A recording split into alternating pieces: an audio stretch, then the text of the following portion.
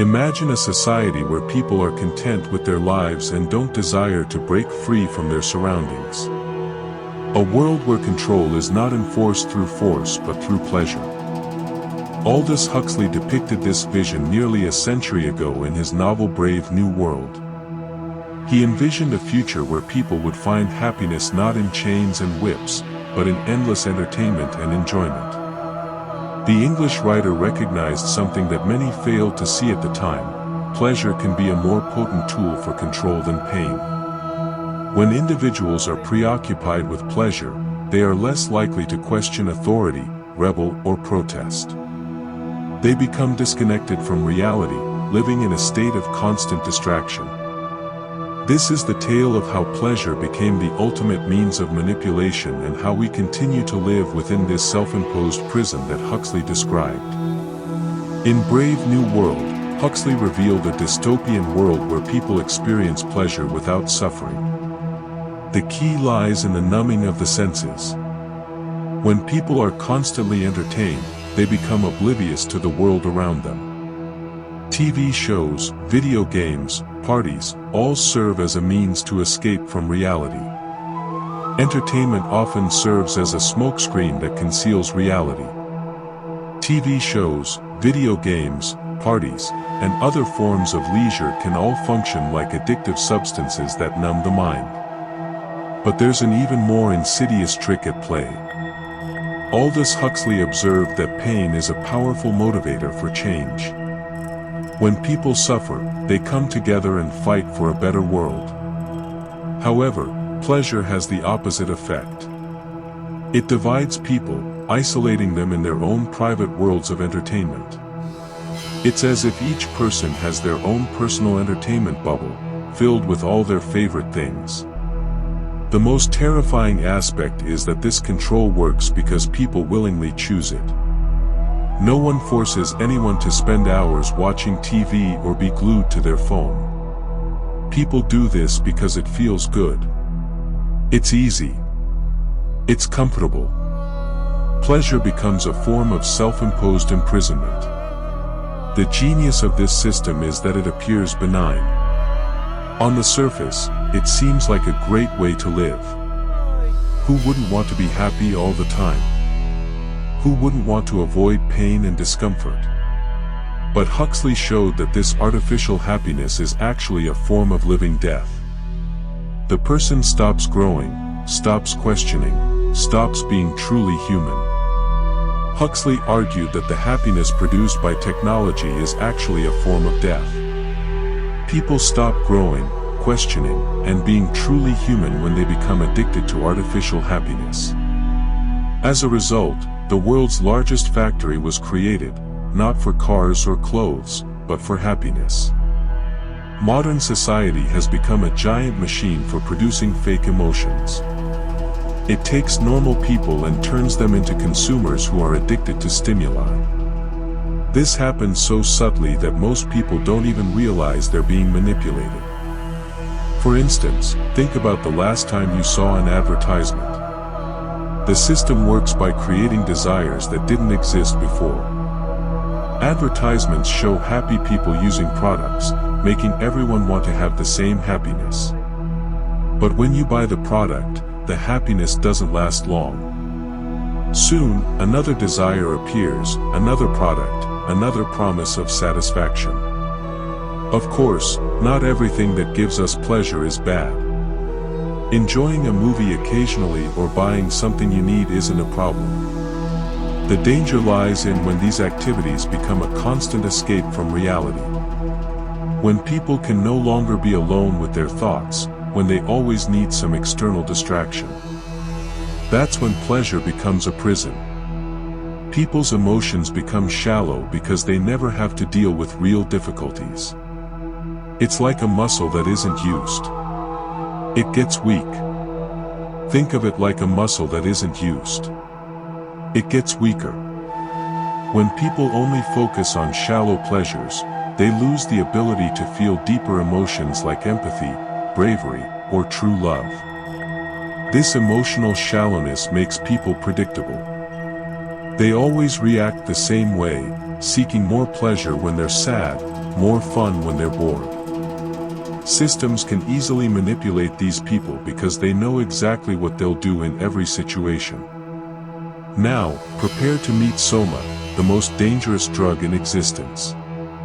In Aldous Huxley's novel, there was a drug called Soma that solved any emotional problem. Feeling down? Take Soma. Anxious? Take Soma. It was the ultimate solution for everything.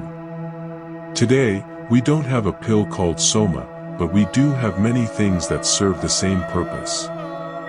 You've probably used one today without realizing it. Social media is a modern-day Soma. When you feel lonely or insecure, you reach for your phone and immerse yourself in the virtual world.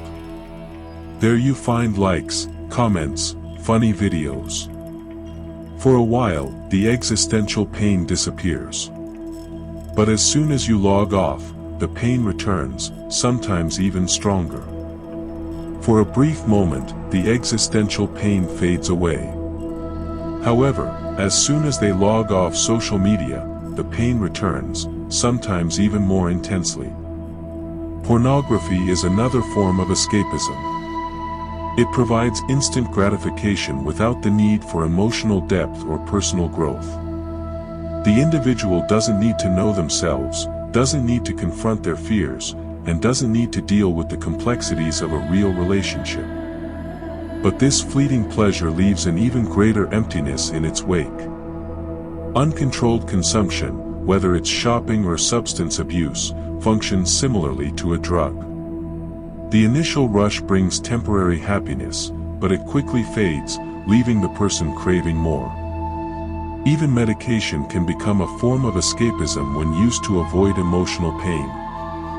While there's no denying that many people need medication for legitimate health reasons, when it's used solely to numb emotional distress, it becomes a means of avoiding personal growth. All these modern forms of escapism share a common thread. They promise to alleviate pain without requiring any real effort from the individual. It's like applying a band-aid to a deep wound. The pain may temporarily subside, but the underlying issue remains, often worsening. However, there's an even more concerning development happening. There's a fine line between wanting something and becoming enslaved by that desire. There's a fine line between wanting something and becoming a slave to that desire. George Orwell's novel 1984 illustrates how the constant pursuit of pleasure can turn people into willing slaves. They believe they're making choices, but in reality they're being controlled by their desires. The French philosopher Étienne de la Boétie also wrote about the concept of voluntary servitude, arguing that people often choose to be slaves because it's easier than being free. Freedom requires effort, responsibility, and sometimes discomfort. Slavery, on the other hand, offers security and comfort. This dynamic is similar to the way pleasure can be addictive. The person may know it's harmful, but can't resist because it feels so good. The difference is that addiction to pleasure is often more subtle and socially acceptable. Emotional dependence occurs when a person can no longer be alone with their thoughts. They need constant distraction and external stimulation. Being in silence or doing nothing becomes unbearable. This dependence can make it difficult for the person to find peace and joy within themselves. The most dangerous thing is that this slavery can look like freedom. The person may have the ability to do whatever they want, but they're still being controlled by their desires. The most dangerous aspect of this modern society is that it appears to be free, but in reality, it's a form of slavery. People are allowed to do whatever they want, eat, drink, have sex, buy, and have fun, but they can't stop doing these things. When pleasure becomes compulsory, it loses its appeal and becomes a prison. This paradox is the result of an excess of comfort leading to a lack of motivation. George Orwell recognized this when he wrote, "When people are comfortable, they want comfort." In our society, People are so focused on their own pleasures that they don't care about what's happening in the world around them. They're too busy enjoying themselves to pay attention to politics or social issues. Politicians can do whatever they want because the people are too distracted by entertainment. It's easier to complain about the government from the comfort of your own home than to get up and fight for what you believe in. Another serious issue is spiritual alienation. People stop asking the big questions of life, like why are we here, what's the meaning of it all, and how can we be better people? Have you ever wondered what the purpose of life is? How can I become a better person? These questions can be uncomfortable, so it's easier to switch on the TV and ignore them. But intellectual laziness could be even more dangerous. When we're constantly bombarded with shallow stimuli, our brains lose the ability to think deeply. It's like eating only junk food. It satisfies our hunger, but doesn't really nourish us. Our thinking becomes superficial, unable to make complex connections or challenge accepted ideas. But here's the thing, is there a way out? And the answer might surprise you. Huxley once said, "Truth is not always comfortable." In fact, it's rarely comfortable. It forces us to confront things about ourselves and the world that we'd rather not see. That's why most people choose to live in denial. Denial is like a cozy blanket that shields us from the harsh realities of life. It's comfortable, reassuring, familiar. But truth is like stepping outside on a cold morning. Unpleasant at first, but necessary to get somewhere. The problem is that many people prefer to stay in bed forever. At first, it may seem unpleasant, but it's necessary to reach our goals. The challenge is that many people prefer to stay in their comfort zones forever. The dilemma between reality and pleasure arises every day in small and big decisions. It's more pleasurable to believe that everything is perfect in the world than to face difficult issues like poverty, injustice, or environmental degradation. It's more comfortable to think that everything will work out on its own than to take responsibility for necessary changes. In personal life, it's also easier to ignore problems in relationships, careers, or mental health than to confront them directly. Denial is a form of pleasure because it avoids the pain of confrontation. However, this avoided pain doesn't disappear. It accumulates and can erupt later in a much worse way. The choice between truth and pleasure is also an ethical choice. When we choose comfortable illusions, we're not just hurting ourselves. We're contributing to a world where lies are more valued than truth, where appearances matter more than substance. And this leads us to a disturbing realization about our own bodies. In many cultures, the human body has been seen as a sacred temple, the vehicle for deep spiritual experiences. But in modern society, the body has become an object of hedonistic worship.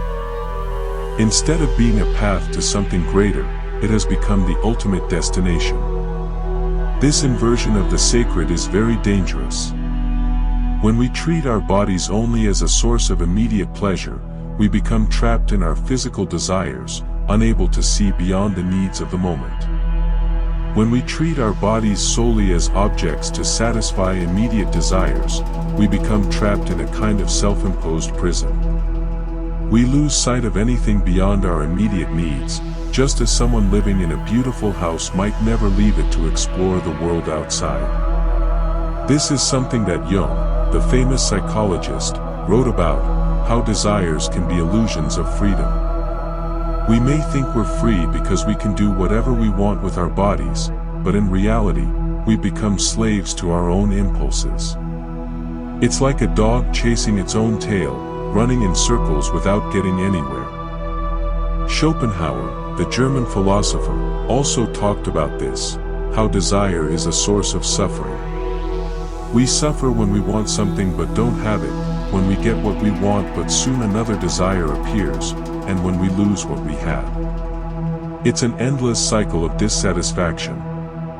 But there's something even more subtle happening. The constant noise of modern life isn't just external. There's an internal noise that's even more disturbing. We live with our heads full of thoughts, worries, plans, fantasies, and much of this mental noise is fueled by our constant search for stimuli. How often do we find ourselves in complete silence? The constant search for stimuli is the root of much of the mental noise that we experience. It's hard to find inner peace when we're always seeking something new to engage with. To truly hear our own thoughts and connect with our deepest needs, we need to create spaces of silence in our lives. This means taking breaks from technology, social media, and other forms of entertainment. It's not easy to disconnect from the constant stream of information and distractions, but it's a necessary step towards self-awareness and personal growth. Many spiritual traditions have emphasized the importance of silence in achieving a deeper connection with oneself. Mystics have long known that it's impossible to truly know oneself in the midst of mental chaos. It's like trying to see the bottom of a lake while someone is throwing stones in the water. Only when the water becomes still can we truly see clearly. Philosophers have also recognized the value of silence in seeking wisdom. Socrates famously said that an unexamined life is not worth living. But how can we truly examine our thoughts and beliefs if we're always consuming information and entertainment? To start, try setting aside just 5 minutes a day without any distractions. No phone, no music, no television, no book, just you and your thoughts. At first, it may feel uncomfortable, but that's exactly what makes the exercise valuable. This discomfort shows us how much we rely on external distractions to avoid facing our own inner turmoil. And by creating these spaces of silence, we can begin to cultivate a greater sense of self-awareness and inner peace. The phenomenon of adults acting like big children is the most concerning issue we face today. This was one of Huxley's strongest criticisms, as he saw that adults were being treated as if they were incapable of making mature decisions or dealing with frustrations. This infantilization is not an accident. It's a highly effective control strategy. Look around you and you'll see that it's happening all around us. Children are easy to control because they seek instant gratification and avoid any discomfort. If you give them candy every time they cry, they'll learn that crying is the way to get what they want. Modern society does the same thing with adults. It offers instant gratification to prevent them from crying or rebelling. Nietzsche talked about the last man, a pitiful creature who only wants security and comfort. This last man avoids any risk, any challenge, anything that might disturb their peace of mind. They prefer a small and safe life to a big and dangerous one. Infantilization is characterized by an inability to tolerate frustrations. If the Wi-Fi takes a few seconds to connect, the person gets angry. If they have to wait in line, they become depressed. If someone disagrees with them on social media, they get deeply offended. It's as if every small discomfort is a catastrophe. Infantilized adults don't question authority because they're too busy seeking instant rewards. It seems like every small discomfort is being blown out of proportion. People who act like babies don't question authority because they're too focused on getting instant rewards. It's like giving a lollipop to a child to stop them from asking tough questions. While everyone is busy enjoying their lollipops, entertainment, shopping, and other pleasures, they're not paying attention to what's happening around them. But there's a way to resist this manipulation through pleasure. In the midst of all this, there's a powerful form of resistance. Authentic spirituality, not the kind that promises easy happiness, but the real inner journey that takes courage and discipline. True spirituality is revolutionary because it teaches that true satisfaction doesn't come from outside. When people realize this, they become very hard to control. How do you convince someone to buy happiness if they've already found it within themselves? How do you manipulate someone with external pleasures if they've learned to find joy in simplicity? Jung talked about the process of individuation, which is the path to becoming who you really are. This process involves facing your darkest parts, questioning limiting beliefs, going through crises and transformations. It's not comfortable at all, but it's the only way to true inner freedom. Pain, emptiness, and doubt aren't enemies of spirituality. They're teachers. Pain teaches compassion. Emptiness teaches humility. Doubt teaches us to seek deeper answers. When people stop running from these difficult experiences and learn from them, they develop a wisdom that no artificial pleasure can offer. Embracing uncertainty and difficult experiences can lead to greater wisdom. When we stop avoiding these challenges and instead learn from them, we develop a deeper understanding of ourselves and the world around us.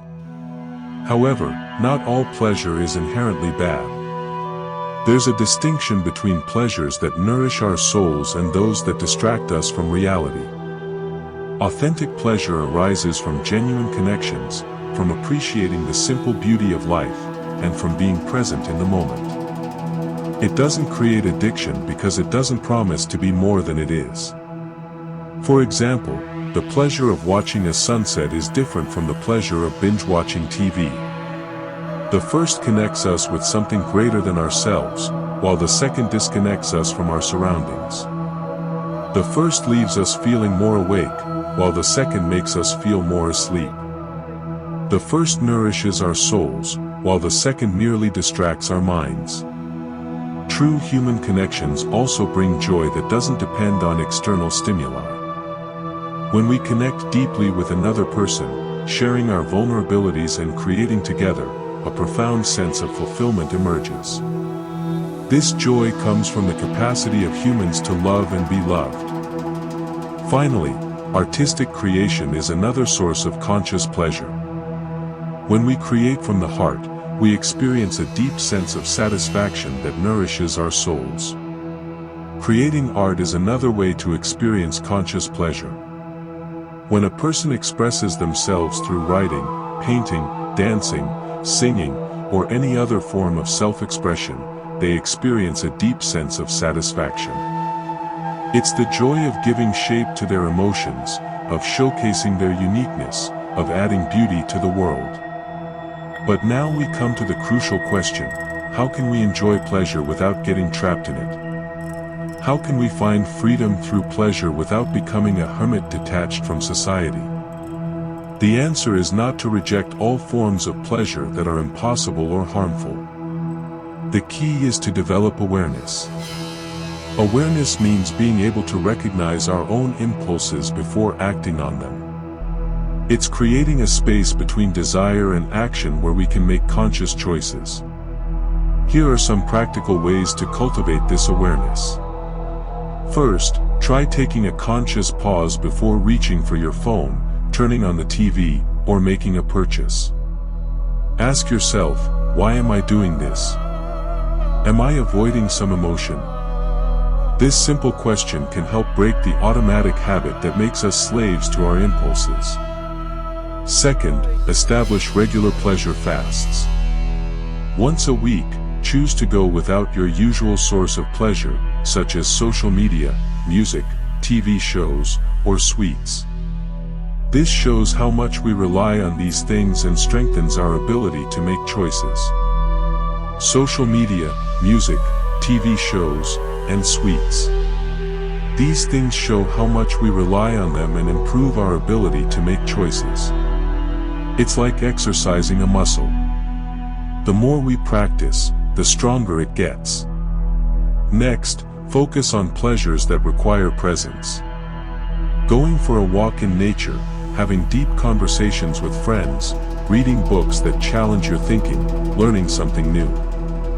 These activities nourish instead of draining energy, connect instead of isolating, and broaden instead of narrowing your perspective. Then, learn to view discomfort differently. Instead of immediately avoiding sadness, anxiety, or boredom, try approaching them with curiosity. What are they trying to teach you? What unmet need do they reveal? Often, our discomforts are gateways to self-awareness and growth. The path to true freedom involves confronting the comfort that holds us back. It's like leaving a warm bath to dive into the cool ocean. At first, it's scary and uncomfortable, but then comes the exhilarating feeling of being fully alive, of being in touch with forces beyond ourselves. Huxley gave us a warning and an invitation. The warning: be cautious of pleasures that promise to solve everything without requiring anything in return. The invitation: have the courage to pursue an authentic life, even if it's more challenging than a fake life. Because in the end, one real and difficult life is worth more than 1,000 easy and superficial lives. Embrace the courage to live an authentic life, even if it's harder than living a fake life. Remember, one real and difficult life is worth more than 1,000 fake and easy lives. It's up to us to choose. Keep living in the comfort of illusion or wake up to the challenging journey of being truly human. You can start today by asking yourself a simple question: does this bring me freedom or enslave me? The truthful answer to this question can be the first step towards your true liberation.